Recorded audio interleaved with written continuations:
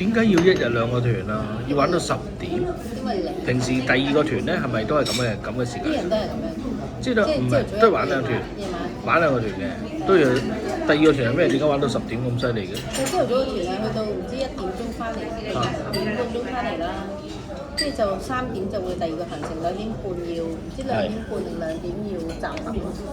係咁，但係第二個團玩咩？玩到10點咁夜咧？唔知喎，我哋知去睇企鵝度，我唔知要。企鵝都玩到咁夜嘅咩？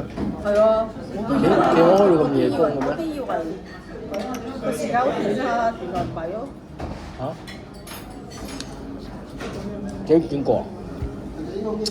貴啊！好貴啊！兩個都貴。兩個都貴。過嚟啦！記得啊，淨係記得好貴。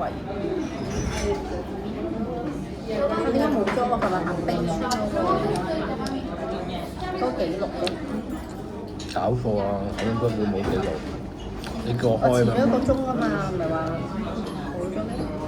應該25公里。